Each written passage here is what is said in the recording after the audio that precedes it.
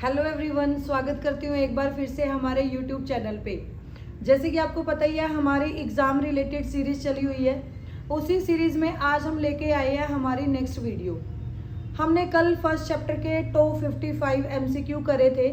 आज हम first chapter में जितने भी पॉसिबल एमसीक्यू होंगे वो कवर करने की हम पूरी कोशिश करेंगे। तो जो भी बच्चा इस सीरीज़ को अच्छे से देखेगा तो मैं गारंटी इस बात की दे सकती हूँ कि आप 100% अच्छे ग्रेड लेके पास हो जाओगे। तो अब बिना देरी करते हुए हम अपनी सीरीज़ को स्टार्ट करते हैं। तो कल हमने 55 क्वेश्चन करे थे। आज उसी सीरीज़ में हम नेक्स्ट क्वेश्चन हमारा करते हैं।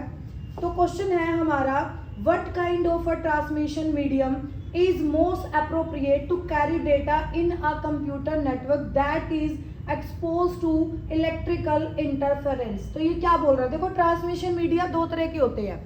ट्रांसमिशन मीडियम, ट्रांसमिशन का मतलब क्या होता है? हमें डेटा अपना एक जगह से दूसरी जगह ट्रांसमिट करना है। मीडियम यहाँ पे दो तरह के होते हैं, एक होता है वायर्ड और एक होता है वायरलेस। तो यहाँ पे आप अगर यहाँ पे एमसीक्यू के इसके ऑप्शन पे आओगे तो यहाँ पे जो आपको एमसीक्यू ऑप्शंस दिए गए हैं वो कैसे आपके सारे वायर्ड वाले हैं। तो आपको यहाँ से वो पर्टिकुलर ऑप्शन को सेलेक्ट करना है जिसमें क्या है, इंटरफेरेंस सबसे कम है। मतलब ये क्या बात का बोल रहा है? इंटरफेरेंस की, कि जो सबसे ज़्यादा क्या करता है, डेटा को क्वालिटी के साथ ट्रांसफ़र करने में हमारी हेल्प करता है। तो हमें पता ही है जो सबसे अच्छा है हमारा वो कौन सा है? Optical fibre. Optical fibre transmission media wired का ही एक टाइप है। इसके थ्रू हम क्या करते हैं, एक जगह से दूसरी जगह डेटा को ट्रांसफर करने के लिए यूज किया जाता है। One of the most important question है ये अपने आप में ही। इसकी क्या है डिसएडवांटेज? कुछ भी नहीं है ऑप्टिकल फाइबर की, बस ये थोड़ा सा एक्सपेंसिव हमें पड़ता है। बढ़ते हैं अपने नेक्स्ट क्वेश्चन की तरफ। अगला जो क्वेश्चन है वो है, व्हाट इज इंटरनेट? इंटरनेट क्या है? इंटरनेट देखो, आपको भी पता है, जब बहुत सारे नेटवर्क आपस में इंटरकनेक्ट हो जाते हैं, लिंक हो जाते हैं और चीज़ें क्या करते हैं, शेयर करते हैं, उसको ही क्या बोला जाएगा? इंटरनेट बोला जाएगा। तो देख लो ऐसी किस ऑप्शन के अंदर ऐसी कुछ डेफिनेशन हमें दिख रही है। नेटवर्क तो इंटरनेट कोई नेटवर्क एक नेटवर्क तो है नहीं है। Interconnected of local area network, ये सिर्फ लैन की बात कर रहा है कि सिर्फ लैन आपस में जुड़ गए तो इंटरनेट बन जाएगा। आगे है wide area network. But internet क्या है? Vast collection of different network जिसके अंदर होंगे तो वो क्या होगा? आपका इंटरनेट होगा। तो करेक्ट आंसर क्या आएगा? जहां पे अलग अलग नेटवर्क को हम क्या करेंगे, कनेक्ट करेंगे तो वो मिलके क्या बनाएगा? इंटरनेट बनाएगा। तो बढ़ते हैं अपने अगले क्वेश्चन की तरफ। अगला क्वेश्चन है इसी सीरीज के अंदर हमारा, what are the main component of front end of any website? अगर हम वेबसाइट बना रहे हैं तो आपको पता होना चाहिए वेबसाइट के दो मेन इंपॉर्टेंट कंपोनेंट होते हैं। वेबसाइट के कितने कंपोनेंट होते हैं? दो मेन कंपोनेंट होता है। पहला कंपोनेंट कौन सा है? Front end. और दूसरा कंपोनेंट कौन सा होता है? आपका बैक एंड। जो फ्रंट एंड है वो तीन लैंग्वेज से मिलके बनता है। कौन सी लैंग्वेज होगी? यहाँ पे हम HTML, देन CSS और थर्ड लैंग्वेज होती है हमारी जावास्क्रिप्ट। तो जब भी हमें वेबसाइट का वो वाला हिस्सा, फ्रंट एंड क्या होता है? देखो दो हिस्से होते हैं, एक फ्रंट एंड होता है, एक बैक एंड होता है। फ्रंट एंड वेबसाइट का वो पार्ट होता है जो यूजर को विजिबल होता है, जिसके साथ यूजर इंटरेक्ट करता है, उस पार्ट को हम बोलते हैं फ्रंट एंड। और फ्रंट एंड कितनी लैंग्वेज से मिलके बनता है? फ्रंट एंड बनता है तीन लैंग्वेज से, HTML, CSS, जावास्क्रिप्ट। अब बात करते हैं हम बैक एंड की। बैक एंड क्या होता है? बैक एंड वेबसाइट का वो पार्ट होता है जो यूजर्स को विजिबल नहीं होता, जो यूजर से हाइड किया जाता है, ये कभी भी यूजर को नहीं दिखाई देता। अब जब भी हमें कोई डायनेमिक वेबसाइट बनानी है या फिर हमें यूजर का कोई भी डेटा है वो स्टोर करके रखना है, तब हम किसका यूज कर सकते हैं? बैकएंड का यूज कर सकते हैं। अगर सिर्फ हमें इंफॉर्मेशन ही यूजर को दिखानी है तो हमें बैकएंड की जरूरत नहीं होती। बैकएंड की नीड कब होगी हमें? जब हमें डेटा कलेक्ट करके यूजर से उसको स्टोर कराना है कहीं पे, ओनली उस केस में हम बैकएंड का यूज कर सकते हैं। अदरवाइज फ्रंट एंड से भी हम क्या कर सकते हैं? वेबसाइट डिजाइन कर सकते हैं। तो यहाँ पे देख लो फ्रंट एंड का जो मेन कंपोनेंट है कौन से हैं? HTML, CSS, JavaScript. सिर्फ HTML से वेबसाइट तो बना लोगे, मतलब एक स्ट्रक्चर तो बन जाएगा, बट आपको उसको क्या बनाना है? अट्रैक्टिव भी बनाना है प्लस इंटरैक्टिव भी बनाना है। अट्रैक्टिव जो दिखने में अच्छी लगे, इंटरैक्टिव जिसको यूजर क्लिक वगैरह करे, जो चीजें वो सर्च कर रहा है प्रॉपर उसी के अकॉर्डिंग वो चीजें अगर उसको दिखे, तभी हम उस वेबसाइट को क्या बोलते हैं? इंटरैक्टिव वेबसाइट है। जैसे सपोज करो अब मैं स्टूडेंट को टीच कर रही हूँ, अगर मैं यहाँ पे टीच कर रही हूँ और स्टूडेंट मेरे से क्वेश्चन आंसर कर रहे हैं और मैं भी उनके क्वेश्चंस का आंसर दे रही हूँ, तो वो क्लास कैसी होगी? इंटरएक्टिव क्लास होगी। तो ऐसे ही वेबसाइट भी कब इंटरएक्टिव बनेगी? जब यूजर कुछ भी बोल रहा है और उसके अकॉर्डिंग उसको रिस्पॉन्स मिल रहा है, तो वो वेबसाइट इंटरएक्टिव वेबसाइट मानी जाएगी। तो तीनों को मिला के हम क्या बनाएंगे? फ्रंट एंड बना सकते हैं। तो इसका करेक्ट आंसर क्या आएगा आपका? HTML, CSS and JavaScript. अब बढ़ते हैं अपने अगले क्वेश्चन की तरफ। अगला जो क्वेश्चन है, how computer is identified when it is connected to internet. ये कंप्यूटर की बात नहीं है, ये हमारे मोबाइल पे भी सेम चीज़ अप्लाई होती है। अगर हम इंटरनेट से कनेक्ट है तो कैसे हम किसी को भी पहचान सकते हैं? तो आपने कई बार मूवीज़ वगैरह में भी देखा होगा, अगर कुछ क्राइम सीन हो जाता है तो वो लोकेशन ट्रेस करते हैं, IP एड्रेस ट्रेस करने की कोशिश करते हैं। तो हर एक डिवाइस का, हर एक मशीन का, हर एक कंप्यूटर का अपना एक अलग से यूनिक IP एड्रेस होता है और उसी IP एड्रेस के थ्रू हम उसको क्या कर सकते हैं? आइडेंटिफाई कर सकते हैं। अब आपको पता है मिलियंस ऑफ यूजर क्या कर रहे हैं? इंटरनेट को यूज कर रहे हैं, सर्व कर रहे हैं। बट हमें कैसे पता चलेगा कौन सा यूजर ने क्या काम किया है, किस यूजर ने क्या सेंड किया है, रिसीव किया है? तो कैसे हम किसी पर्टिकुलर यूजर को ट्रेस करेंगे? तो हम ट्रेस कर सकते हैं with the help of IP address. तो जब भी हमें इंटरनेट के थ्रू किसी को आइडेंटिफाई करना है तो किसके थ्रू करेंगे? हम IP एड्रेस के थ्रू करेंगे। तो बढ़ते हैं अपने अगले क्वेश्चन की तरफ। अगला क्वेश्चन है हमारा, web crawler has a web robot code. देखो ये क्वेश्चन आपका सेकंड पता नहीं थर्ड क्वेश्चन ही था इस सीरीज का। तो मैंने वहाँ पे बताया था, स्पाइडर का क्वेश्चन था। स्पाइडर किस लिए यूज करते हैं हम? वेबसाइट को कैटलॉग करने के लिए यूज किया जाता है स्पाइडर का। और उस टाइम पे मैंने बोला था स्पाइडर को और क्या बोल सकते हो आप? क्रोलर भी बोल सकते हो और वेब रोबोट भी बोल सकते हो। और क्या बोल सकते हो? इसको वेब बोट भी बोला जाता है। तो कई सारे नाम है, ये सारे नाम आपको पता होने चाहिए। किसी का भी कुछ भी क्वेश्चन बना के वो पूछ सकते हैं। थोड़ा सा भी अगर उनको टिपिकल लेवल बनाना है तो ऐसा कुछ आपसे क्वेश्चन वो पूछ सकते हैं। तो इसको क्रोलर भी बोल सकते हैं, वेब रोबोट भी बोल सकते हैं और क्या बोल सकते हैं? वेब बोट भी बोला जा सकता है। तो इनमें से कुछ भी आए तो उनका मीनिंग क्या है? सेम ही है, सिर्फ नाम अलग अलग है। उसके बाद अगला क्वेश्चन है, the regional network are connected to corporate network, this is also called. जब भी रीजनल नेटवर्क आपका कनेक्ट हो जाता है कॉर्पोरेट नेटवर्क से तो उसको क्या बोला जाता है? उसको बोला जाता है बैकबोन। आपको ये पता होना चाहिए, रीजनल नेटवर्क को कॉर्पोरेट नेटवर्क के साथ कनेक्ट कर देंगे तो उसको क्या बोला जाएगा? उसको बोला जाएगा बैकबोन बोला जाएगा। तो बढ़ते हैं अपने अगले क्वेश्चन की तरफ। अगला क्वेश्चन है हमारा, dash is associated with the remote administration of a computer. देखो रिमोट का मतलब क्या होता है? जैसे आप घरों में आप घरों में क्या करते हो? टीवी देखते हो।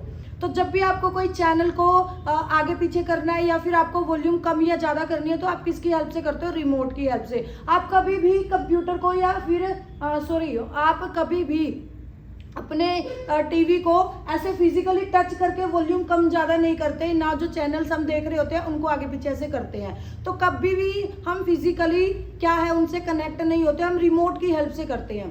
तो जहाँ पे भी रिमोट शब्द यूज आ जाए उसका मतलब है कि हम फिजिकली कुछ भी नहीं कर रहे, हम थोड़ा सा डिस्टेंस है हमारे पास और उस डिस्टेंस से हम क्या कर रहे हैं? चीज़ें कवर कर रहे हैं। फॉर एग्जाम्पल एक एग्जाम्पल देती हूँ इसके लिए मैं।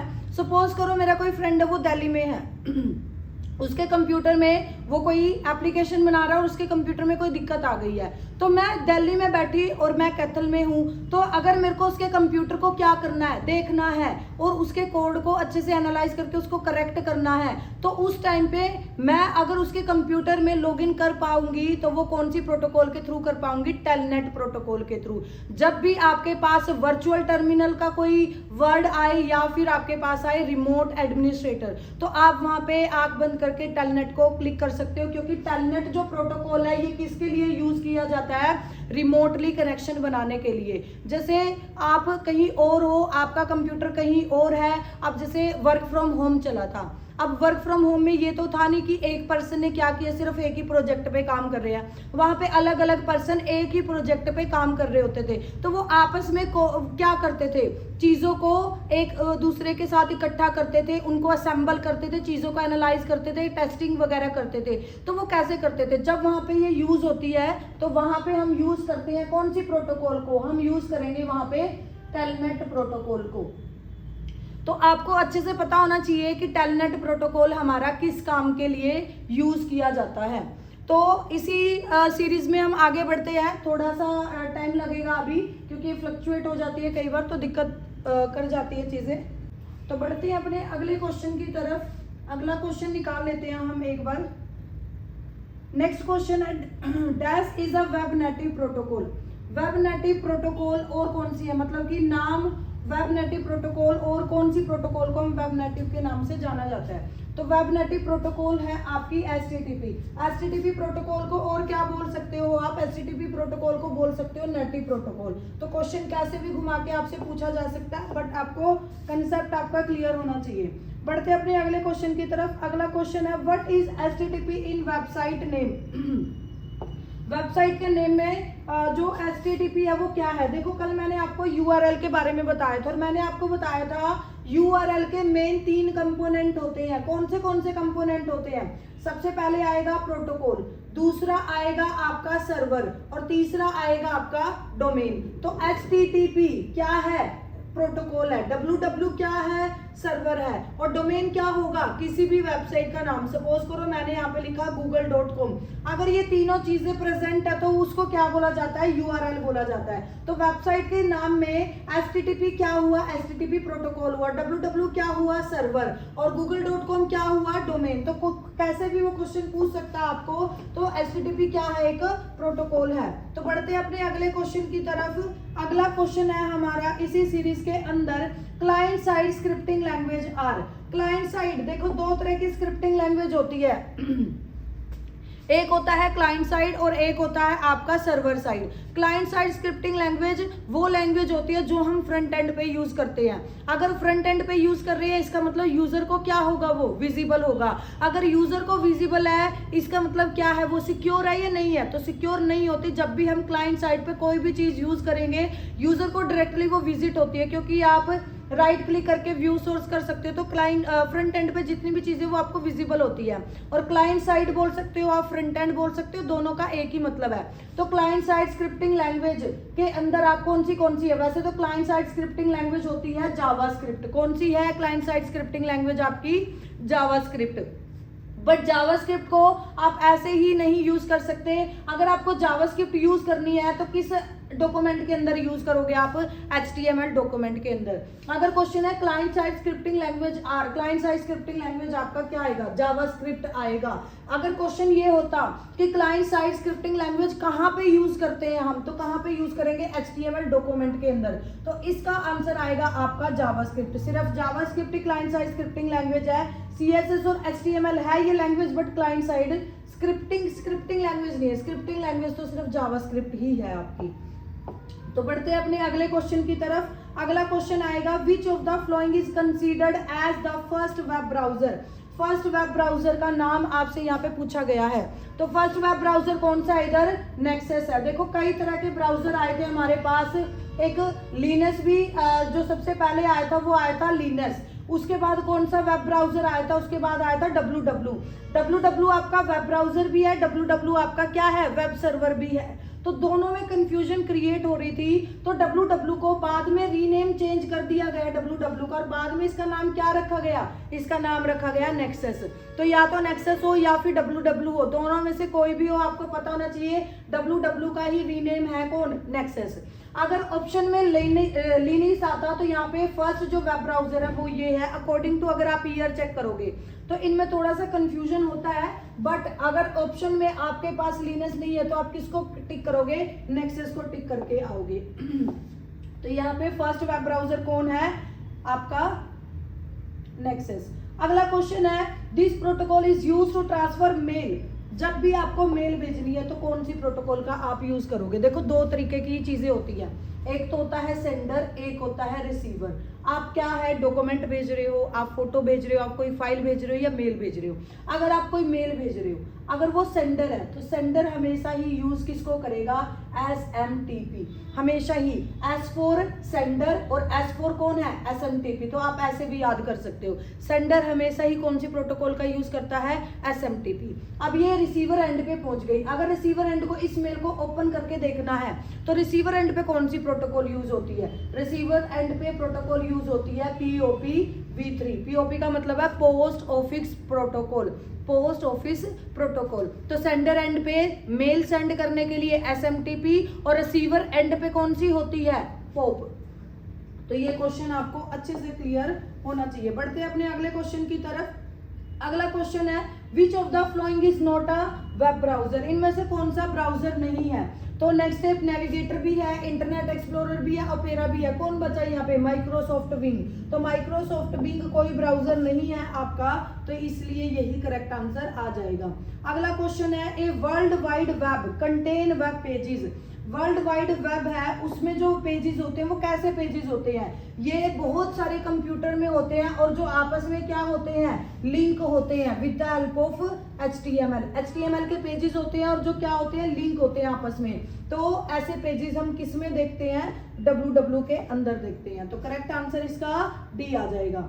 अगला क्वेश्चन है विच protocol encrypt data between web server and browser. तो वेब सर्वर, देखो वेब सर्वर और वेब ब्राउजर के बीच में अगर आपस में चीजें ट्रांसफर हम कर रहे हैं तो कौन सी प्रोटोकॉल एक्टिव हो जाएगी। यहाँ पे एक चीज मैं आपको समझा देती हूँ। जैसे यहाँ पे ये कौन है, ये है आपका सेंडर और ये कौन है, ये है आपका रिसीवर। रिसीवर कोई भी हो सकता है, वो कोई सर्वर भी हो सकता है, कोई क्लाइंट भी हो सकता है। अब सपोज करो सेंडर ने रिसीवर के पास कोई मैसेज डिलीवर किया, अगर वो इंपॉर्टेंट मैसेज है और पर्सनल डिटेल है तो बीच में हैकर उसको क्या कर सकता है, हैक कर सकता है और उनका मिसयूज कर सकता है। अगर हमें इन चीज़ों को रोकना है, हमें क्लाइंट की इंफॉर्मेशन को क्या करना है, सिक्योर करना है, तो हम कुछ इंक्रिप्टेड प्रोटोकॉल है उनका यूज करेंगे। अब इंक्रिप्शन का मतलब क्या होता है, इंक्रिप्शन का मतलब होता है जो आपके मैसेज को किसी और कोड के अंदर चेंज कर दे। जैसे फॉर एग्जांपल मैं बताती हूँ आपको, जैसे आपने मूवीज देखी होगी,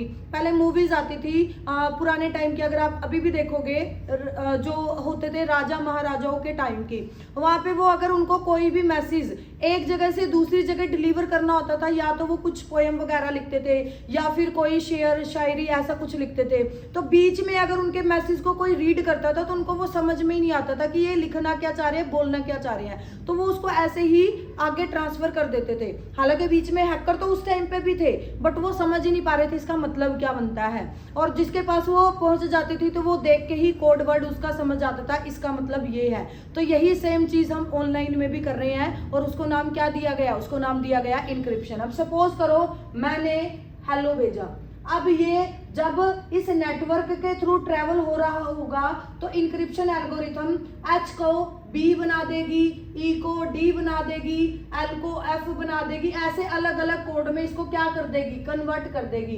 तो मैसेज कुछ और है और अगर बीच में नेटवर्क में इस मैसेज को हैकर देखेगा तो उसको कुछ और दिखाई देगा। तो हमारी इंफॉर्मेशन को सिक्योर करने के लिए हम किसका यूज करते हैं, इनक्रिप्टेड प्रोटोकॉल का यूज करते हैं।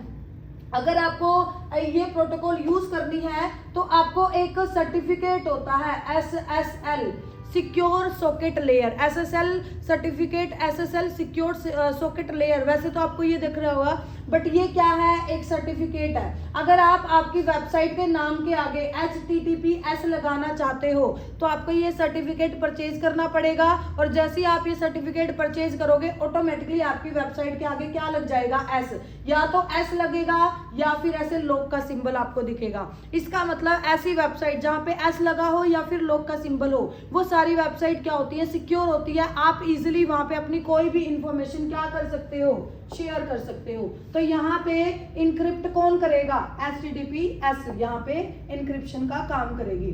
अगला क्वेश्चन है which of the following is a network service. Network का मतलब क्या होता है, इंटरनेट। जब नेटवर्क कब बनता है, जब भी दो या दो से ज्यादा डिवाइस आपस में कनेक्ट होके इंफॉर्मेशन एक्सचेंज करे तो उसको क्या बोला जाता है, नेटवर्क बोला जाता है। अगर मैं बोलूं व्हाट इज कंप्यूटर नेटवर्क, तो कंप्यूटर नेटवर्क क्या होगा, दो या दो से ज्यादा कंप्यूटर जब आपस में क्या हो जाते हैं, कनेक्ट हो जाते हैं। जैसे दो या दो से ज्यादा कंप्यूटर आपस में इंटरकनेक्ट हो जाते हैं और इंफॉर्मेशन एक्सचेंज करते हैं, तो इसको क्या बोला जाएगा, इसको बोला जाएगा कंप्यूटर नेटवर्क। तो नेटवर्क में क्या क्या चीजें हम आपस में लेन देन कर सकते हैं, हैं, हम फाइल को भेज सकते हैं, हम प्रिंट करवा सकते हैं, हम डेटाबेस में कोई चीजें स्टोर करानी है, बीच में यहाँ पे सपोज डेटाबेस करवा लिया हमने, तो डेटाबेस से सारे लिंक हो गए, तो डेटाबेस से हम कुछ ले भी सकते हैं और कुछ स्टोर भी करा सकते हैं। तो ये सारी की सारी चीजें हम कहाँ पे करेंगे, नेटवर्क के थ्रू कर सकते हैं। तो इसका करेक्ट आंसर क्या आ जाएगा, all of the above correct answer आ जाएगा। बढ़ते हैं अपने अगले क्वेश्चन की तरफ। अगला जो क्वेश्चन है वो है dash is the capacity of data line to carry internet traffic. अब इंटरनेट ट्रैफिक तुमने देखा होगा, जब भी जैसे एक लाइव एग्जांपल मैं आपको देती हूँ, जैसे ये दो रोड है यहाँ पे हमारे, एक तो ये वाला है और एक ये वाला है, ये है हमारा 2 वे, यहाँ से आ रही है गाड़ियां और यहाँ से जा रही है। ये है हमारा 4 लेन, यहाँ से 2 गाड़ियां अच्छे से ट्रेवल कर सकती हैं, आ भी सकती हैं और जा भी सकती हैं। अब आप देखोगे ट्रैफिक किस में ज्यादा होगा, ट्रैफिक आपका मतलब कि अगर एक जगह से दूसरी जगह हमें जाना है तो कम टाइम किस में लगेगा, आपको पता है कम टाइम हमें इसमें लगेगा, और ज्यादा टाइम किस में लगेगा, ज्यादा टाइम हमें इसमें लगेगा।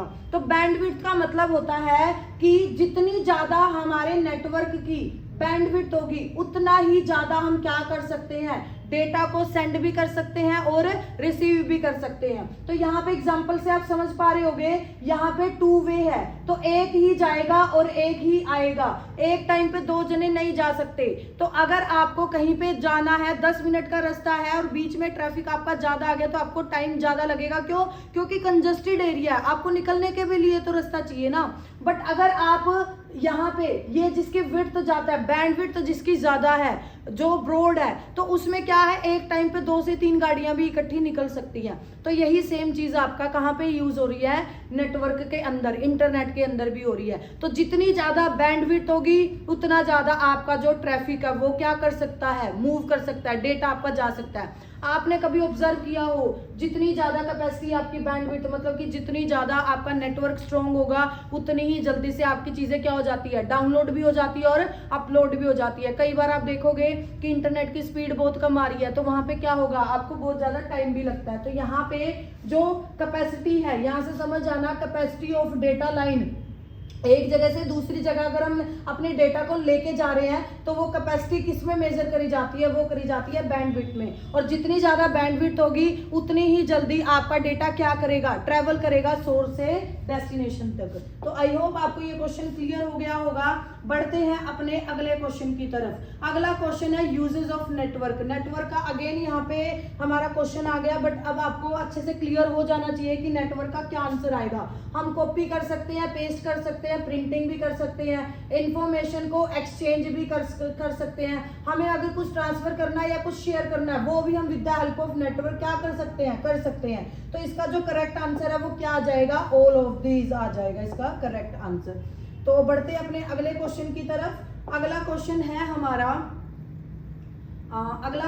हमारा speed at which you can send और रिसीव इंफॉर्मेशन डिपेंड ऑन। जो आप डेटा एक जगह से दूसरी जगह भेज रहे हो या फिर रिसीव कर रहे हो, उसकी जो स्पीड है वो किसके ऊपर डिपेंड करती है।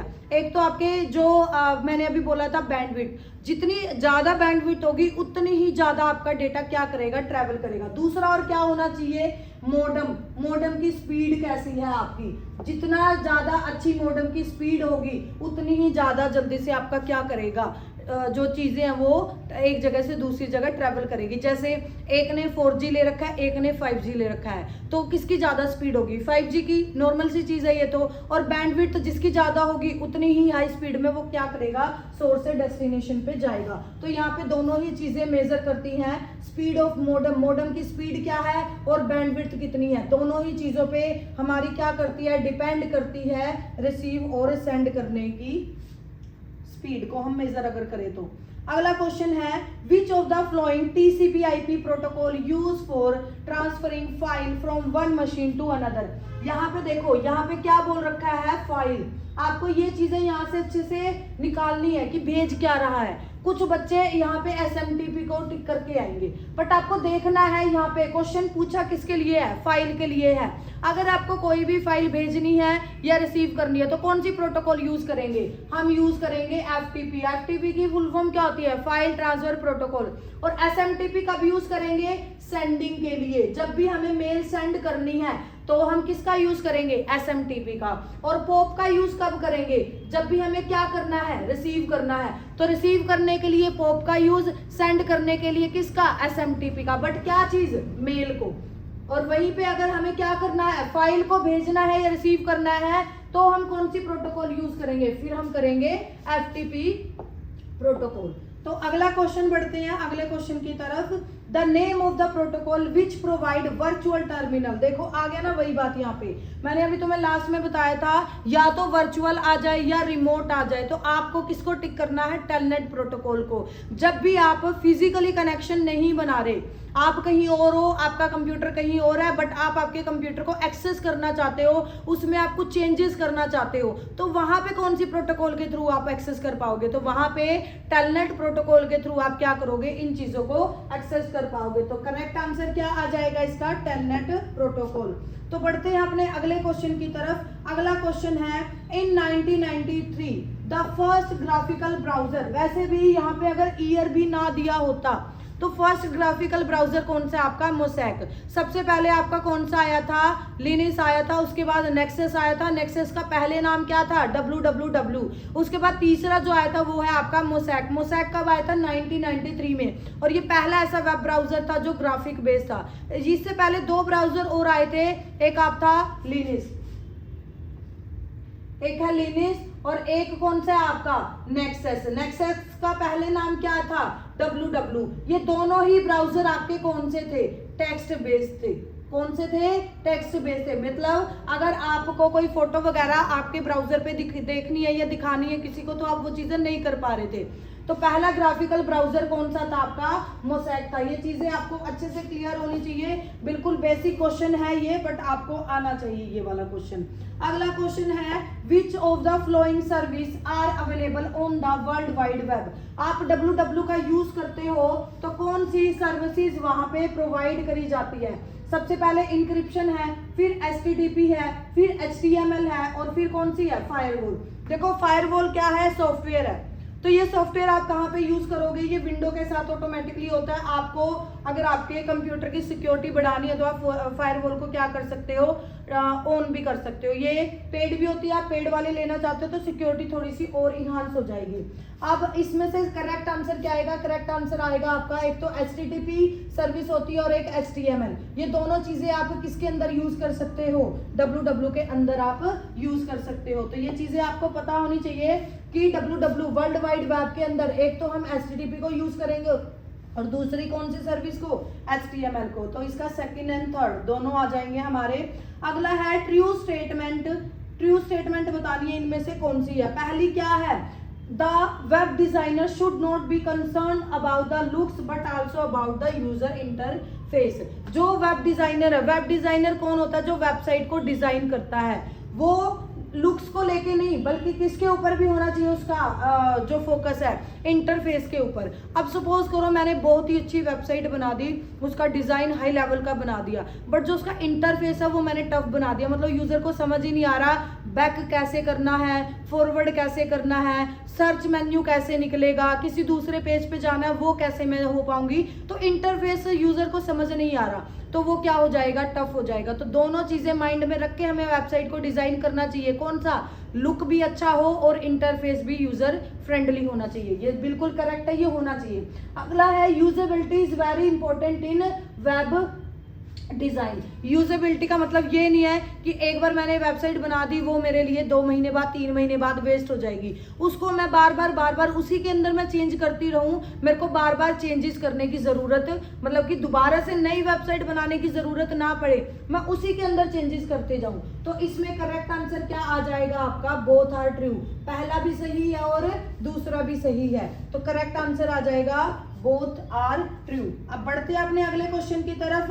अगला क्वेश्चन है हमारा, dash are used to identify a user who return to a website. आप क्या है, सपोज करो आप सुबह किसी वेबसाइट पे आपने विजिट किया, वहां पे आपको एक ऑप्शन मांगा, एक आता है बॉक्स आएगा, एक पॉपअप बॉक्स, वहां से आपसे पूछा जाएगा कुकीज वोंट टू अलो या फिर ऐसा कुछ कुकीज़ आपका ये चीज़ मतलब कि स्टोर करना चाहती है, आप या तो अलो कर सकते हो या उसको डिनाई कर सकते हो। तो जो आप वापस उस वेबसाइट पे आए हो या कोई नया यूज़र है या पुराने यूज़र हो, ये कैसे आइडेंटिफाई किया जाता है? ये किया जाता है कुकीज़ के थ्रू। और कुकीज़ कहाँ पे स्टोर करी जाती है, ये इंपॉर्टेंट क्वेश्चन है। कुकीज़ कहाँ पे स्टोर करी जाती है? ब्राउजर पे। और कुकीज़ को यूज़ कौन करता है? सर्वर भी करता है, और कुछ एडवर्टाइजमेंट कंपनीज होती है जो कुकीज़ से डेटा को फैच करती है और देखेगी कौन से यूजर का कितना किस चीज में इंटरेस्ट है। अब सपोज करो मैं ई कॉमर्स वाली वेबसाइट पे चली गई, वहां पे मैंने दो चीजें देखी, दो प्रोडक्ट देखा। एक तो मैंने वॉच देखी, स्मार्ट वॉच देखा मैंने, एक मैंने शूज देखे। तो आप देखोगे अगर आपने मॉर्निंग में ये चीजें सर्च करी है तो विद इन 1 और 2 आवर्स के बाद आपके पास इन दोनों प्रोडक्ट की क्या है, ऐड आनी स्टार्ट हो जाएगी। तो कैसे आती है? बहुत सारी एडवर्टाइजमेंट कंपनी है जो कुकीज से डेटा उठाती है, देखती है कि पर्टिकुलर यूजर का किस चीज में इंटरेस्ट है। वो ये भी चीज ऑब्जर्व करती है कि पर्टिकुलर यूजर किस प्रोडक्ट पे कितने टाइम तक रुका है, कितने टाइम तक उसने उसको देखा है। अगर हम रिपीटली ऐसी चीजें देख पा रहे हैं तो वो समझ ही नहीं पाएगा, वो देखेगा ये कितने टाइम तक किसी एक प्रोडक्ट को देखा, और उसी प्रोडक्ट के हमारे पास क्या आनी स्टार्ट हो जाती है, एडवर्टाइजमेंट। तो कुकी कहाँ पे स्टोर होती है? ब्राउजर पे। और किसके थ्रू स्टोर होती है? सर्वर के थ्रू। और कुकीज को थर्ड पार्टी भी यूज कर सकते हैं, मतलब कि कोई और कंपनीज भी यूज कर सकती है। तो सपोज करो अगर आपकी कोई सेंसिटिव इंफॉर्मेशन कुकीज के अंदर स्टोर हो गई, आपका यूजर आईडी और पासवर्ड अगर कुकीज के अंदर स्टोर हो गई, तो थर्ड पार्टी आपके यूजर आईडी और पासवर्ड का यूज करके आपके अकाउंट को क्या कर सकता है, एक्सेस भी कर सकता है। तो ये क्या है, जैसे हर चीज की एडवांटेज है वैसे क्या होती है, डिसएडवांटेज भी होती है। तो आप किसी वेबसाइट पे दोबारा से आए हो या नहीं आए, ये कौन आइडेंटिफाई करता है? ये आइडेंटिफाई करेगा कौन? कुकीज आइडेंटिफाई करेगा। तो बढ़ते हैं अपने अगले क्वेश्चन की तरफ। अगला क्वेश्चन है हमारा इसी के अंदर, network are vulnerable to computer crime like. जो नेटवर्क में, कंप्यूटर में जो जो क्राइम होते हैं, कौन से क्राइम होते हैं कंप्यूटर में, तो हमें पता ही है नेटवर्क इंटरनेट के थ्रू हैकिंग हम कर सकते हैं, वायरसेस हम किसी कंप्यूटर में डाल सकते हैं, या हमारे कंप्यूटर में आते हैं सॉफ्टवेयर को पायरेट कर सकते हैं हम, मतलब कि किसी और का सॉफ्टवेयर है और उसको पायरेट करके उसकी की वगैरह चुरा के उसको मैं अपने तरीके से यूज कर सकती हूँ। ये सारे क्या है, क्राइम है, इलीगल है। तो ये सारी चीजें इंटरनेट के यूज करके आजकल हो रही है, तो ये सारे क्या है, क्राइम के अंडर आती हैं। अगला क्वेश्चन है आपका यहाँ पे, dash are the computers that connect to a network and deliver resources to other computers. ये क्या है, एक बार इसको समझो। ये क्या है, dash are the computer that connect to a network, जो एक नेटवर्क से कनेक्ट होते हैं और डिलीवर करेंगे रिसोर्सेज को, किसको, दूसरे कंप्यूटर को। तो इसमें क्या आएगा, जैसे अब यहाँ पे किसी क्लाइंट ने सर्वर से क्या करी, रिक्वेस्ट करता है सर्वर से, और सर्वर उसको क्या देता है, रिस्पॉन्स देता है। तो सर्वर हमेशा ही डिलीवरी करने का काम करता है, तो डिलीवर करने का काम कौन करेगा, सर्वर करेगा। तो यहाँ पे करेक्ट आंसर भी क्या आएगा, सर्वर आएगा यहाँ पे करेक्ट आंसर। ना मेन फ्रेम होता है, ना नेटवर्क होता है, ना क्लाइंट आता है। सही ऑप्शन, सही जो ऑप्शन है इसका वो कौन सा है आपका, सर्वर है, जो रिसोर्सेज को डिलीवर करने का काम करता है। अगला क्वेश्चन है हमारा इसी सीरीज के अंदर, विच of the flowing cable media is not affected by electromagnetic interference. Electromagnetic interference से कौन अफेक्ट नहीं होता, तो वो आपको अभी थोड़ी देर पहले भी क्वेश्चन आया था, optical fibre. One of the आप बोल सकते हो बहुत इफेक्टिव मीडियम है ये। अगर आप चाहते हो कि आपके नेटवर्क में कोई भी वॉइस ना आए, कोई भी डिस्टरबेंस ना आए, आपका डेटा अच्छे से ट्रैवल करे, तो आप कौन सा मीडियम यूज करोगे, आप यूज कर सकते हो फाइबर ऑप्टिक। सबसे अच्छा ये होता है, बस थोड़ा सा ये एक्सपेंसिव होता है। वही अगर आपको क्वालिटी अच्छी चाहिए तो आपको पे तो करना ही पड़ेगा उस चीज के लिए। अगला क्वेश्चन है, file transfer from any web page to computer. ये क्या बोल रहा है, इसको ध्यान से समझो। ये वाला क्वेश्चन मैंने टेस्ट में डाला था, मोस्ट ऑफ द स्टूडेंट इसको गलत टिक करके आए थे। यहाँ पे देखो ये क्या बोल रहा है, web page to your computer. जब आपके कंप्यूटर में कोई चीज आ रही है, आपके कंप्यूटर में कोई चीज आ रही है, उसको क्या बोलेंगे, उसको बोला जाता है डाउनलोड। अगर आपके कंप्यूटर से कोई चीज जा रही है, उसको क्या बोला जाता है, उसको बोला जाता है अपलोडिंग। तो ये दोनों टर्म आपको अच्छे से क्लियर होनी चाहिए। जब आप आपके कंप्यूटर में कोई इमेज को सेव कर रहे हो, कोई वीडियो को आप आपके कंप्यूटर में सेव कर रहे हो, तो वो होता है आपका डाउनलोडिंग। बट जब आप आपके कंप्यूटर से, आपके फोन से कोई चीज डाल रहे हो किसी वेबसाइट पे, किसी सोशल मीडिया पे, तो उसको क्या बोला जाता है, अपलोडिंग। तो ये दोनों टर्म आपको अच्छे से पता होने चाहिए। ट्रांसफरिंग क्या होता है, ट्रांसफर का मतलब एक जगह से दूसरी जगह चीजों को ट्रेवल करना। यही सेम चीज फॉरवर्डिंग का होता है। जैसे यहाँ पे आगे, यहाँ से आगे इसने तीसरी जगह फॉरवर्ड कर दिया। जैसे हम व्हाट्सएप पे मैसेज को फॉरवर्ड करते हैं, एक ने भेजा और दूसरे के पास वही सेम कॉपी पेस्ट कर दिया, तो उसको बोला जाता है फॉरवर्ड करना। उसके बाद अगला क्वेश्चन है, what is the keyboard shortcut to increase the document zoom level. अगर आपको डॉक्यूमेंट का जूम लेवल बढ़ाना है तो उसके लिए हम रोज यूज करते हैं कौन सी शॉर्टकट की है, control plus plus. Control plus plus से क्या हो जाएगा, जूम लेवल आपके डॉक्यूमेंट का बढ़ जाएगा। अब बढ़ते हैं अपने अगले क्वेश्चन की तरफ। अगला क्वेश्चन है रिलेटिव यूआरएल। देखो दो तरह के यूआरएल होते हैं। रिलेटिव यूआरएल क्या होता है, रिलेटिव का मतलब आप समझते हो। देखो एक तो होते हैं परमानेंट, मैं इसका एक लाइफ एग्जांपल आपको देती हूँ। एक तो होते हैं परमानेंट जो आपके मेंबर है, एक होते हैं रिलेटिव होते हैं। जो रिलेटिव होते हैं क्या वो आपके घर में परमानेंट रहते हैं, नहीं रहते। वो आपके घर में आते हैं कभी कभार जब आप उनको इनवाइट करते हो, यही होता है। तो सेम ऐसी चीजें हम कहाँ पे यूज करते हैं, इंटरनेट के ऊपर भी।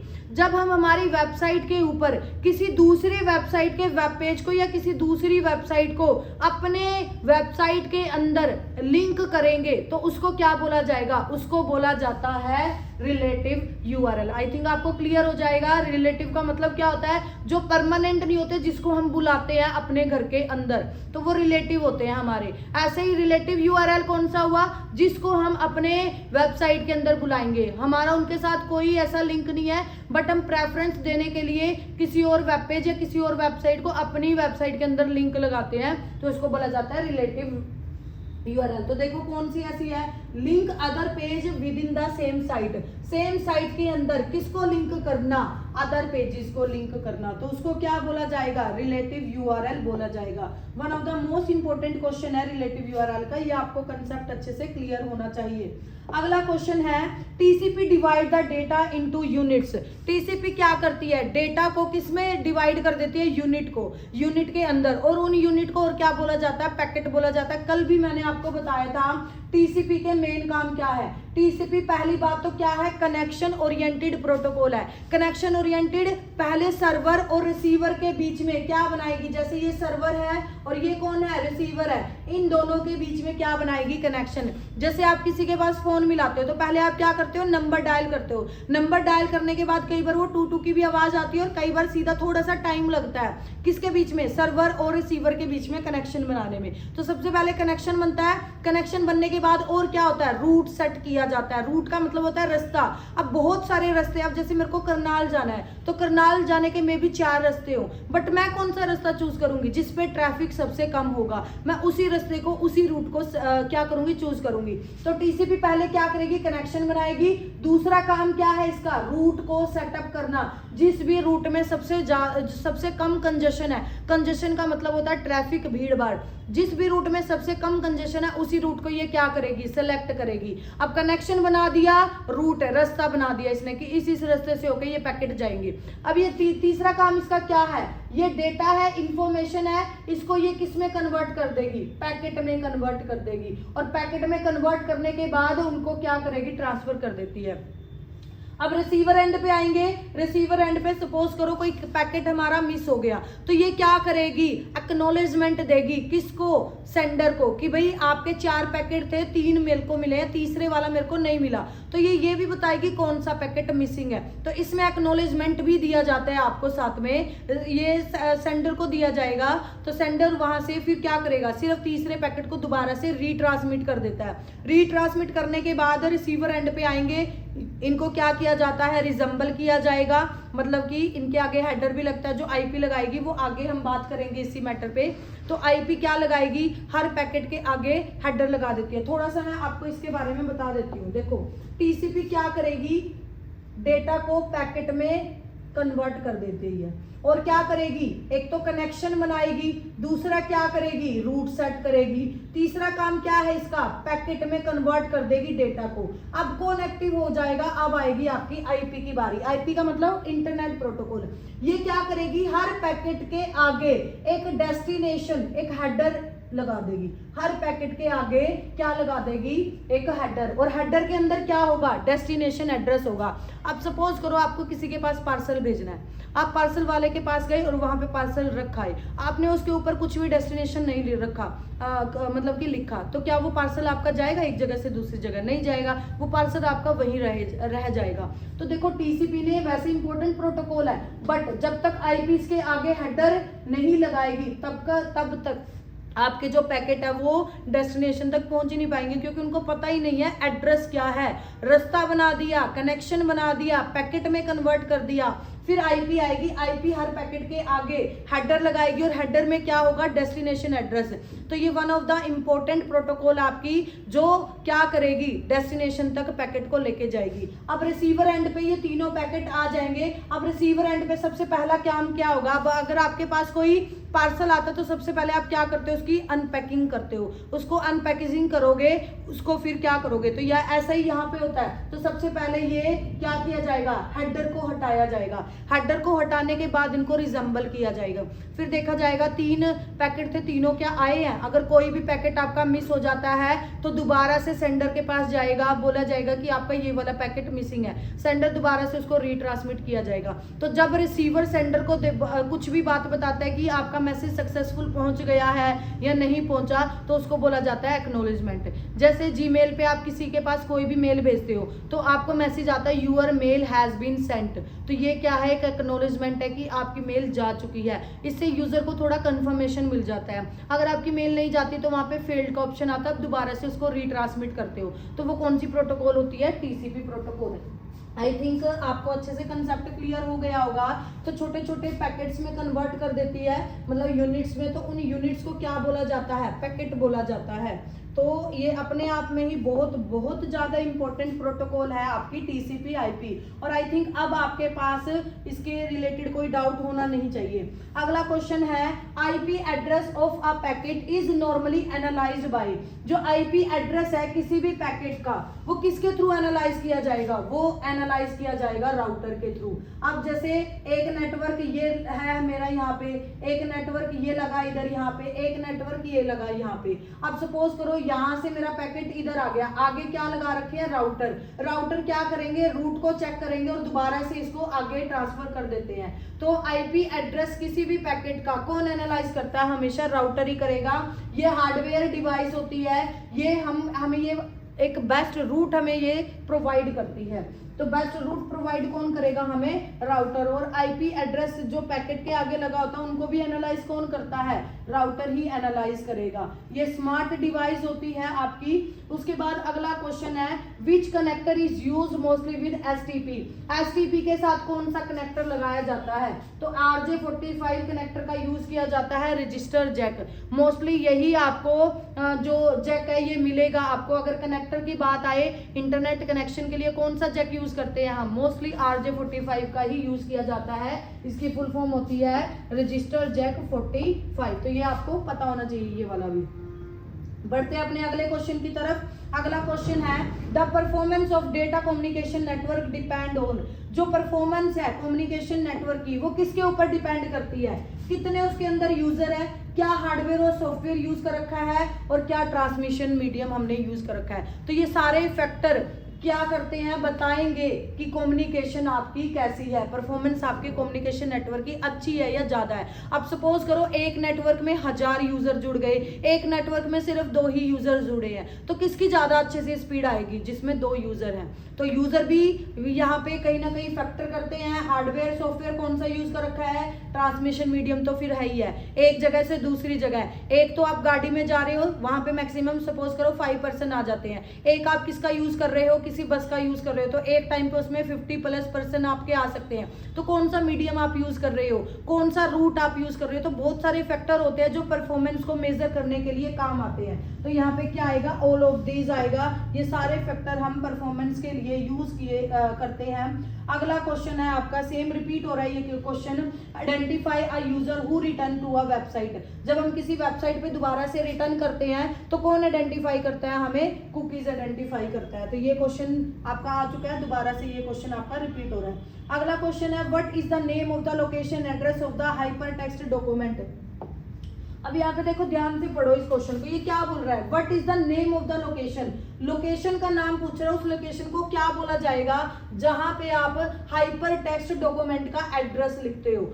हाइपर टेक्स्ट कौन सा होता है, जिसमें आपने लिंकिंग लगा रखी हो, ऐसा डॉक्यूमेंट, उसका एड्रेस आप कौन सी लोकेशन पे डालते हो, हम डालेंगे यूआरएल में। जैसे आपको दिख रहा होगा ऊपर यूआरएल, यूआरएल की फुल फॉर्म क्या होती है, यूनिफॉर्म रिसोर्स लोकेटर। तो यहाँ पे क्या आ जाएगा, uniform resource locator is the correct answer. अब बढ़ते हैं अपने अगले क्वेश्चन की तरफ। अगला क्वेश्चन है, internet protocol was developed in. Internet protocol कब डेवलप हुई थी, तो इंटरनेट प्रोटोकॉल हमारी डेवलप हो गई थी 1974 में। तो 1974 में आईपी प्रोटोकॉल आपकी आ गई थी। इनके ईयर आपको अच्छे से लर्न होने चाहिए। अगला क्वेश्चन है, सिंपल मेल ट्रांसफर प्रोटोकॉल, ये कौन सी पोर्ट यूज करता है, ये यूज करेगा 25। One of the most important है, अब जितने भी क्वेश्चन आएंगे वो पोर्ट से रिलेटेड या ईयर से रिलेटेड आएंगे। तो जब भी थोड़ा सा लेवल हाई करने की कोशिश करेगा एग्जामिनर आपके पेपर की, तो यहाँ पे ऐसी चीजें पूछी जाती है। तो आपको हर एक प्रोटोकॉल का पोर्ट नंबर अच्छे से लर्न होना चाहिए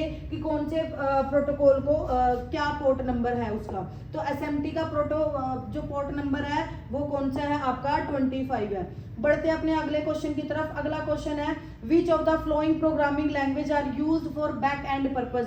बैक एंड के लिए आप कौन सी यूज करते हो, जैसे मैंने फ्रंट एंड के लिए आपको बताया था HTML CSS जावास्क्रिप्ट का हम यूज करते हैं। बैक एंड में बहुत सारी लैंग्वेज है जिनका हम यूज कर सकते हैं, वो डिपेंड करेगा आपके पास ऑप्शन कैसे है। बस HTML CSS जावास्क्रिप्ट को छोड़ के अगर कोई और लैंग्वेज आए, जैसे सी शार्प यूज कर सकते हैं, रूबी यूज कर सकते हैं, कोलैंग हम यूज कर सकते हैं। तो ये सारे ही करेक्ट आंसर है। तो इसमें आंसर क्या आ जाएगा आपका, all of the above answer आ जाएगा।